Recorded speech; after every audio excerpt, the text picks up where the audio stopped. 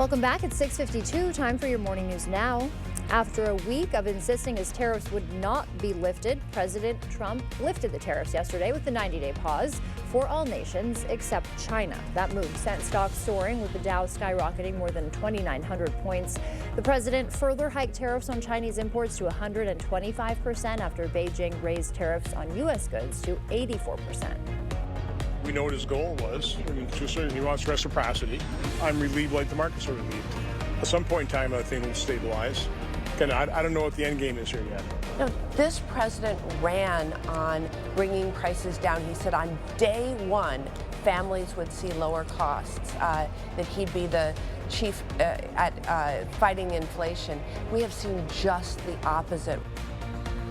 The White House says Trump's reversal was not influenced by the stock market's volatility. Time to test your severe weather safety plan as Wisconsin conducts statewide tornado drills today. Emergency management officials running two tests, the first at 1:45 p.m., the second at 6:45 p.m.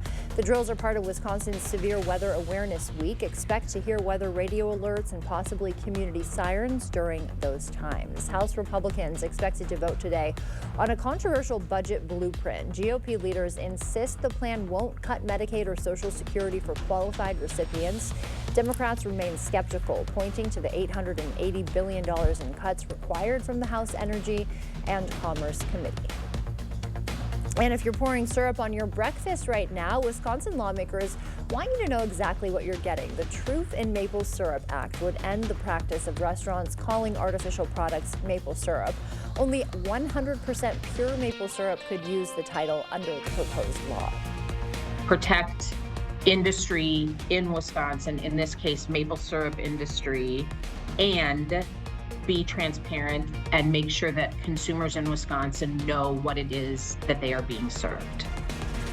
The bill was first introduced in 2023 but failed to make it to a vote.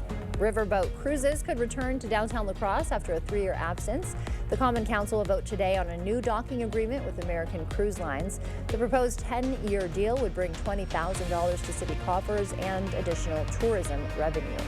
And the Common Council also expected to vote on whether or not the city will support the creation of a state film office. If the office is founded, the filmmakers could receive a 25% tax credit if they film in the Badger State.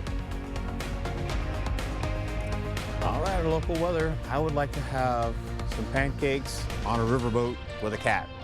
All right, maybe a dog. All right, here you go. Warmer conditions on the way for us today with a little bit of light rainfall still moving through the area. We've only picked up a trace or so right now, but the day is not nigh.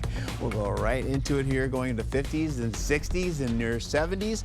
Windy conditions coming in for Monday, Tuesday, breezy conditions, mild back again for Wednesday, around upper 50s to 60 degrees. Thursday comes in a 40% chance of rain that carries into Friday of next week. All right, well, your furry friend might be doing more for your happiness than you realize. New research suggests having a cat or dog improves well-being as much as being married or regular social connections. The study also found pet ownership boosts life satisfaction, comparable to having more money. Researchers recommend policymakers consider these benefits by relaxing restrictions that limit renters' ability to have pets.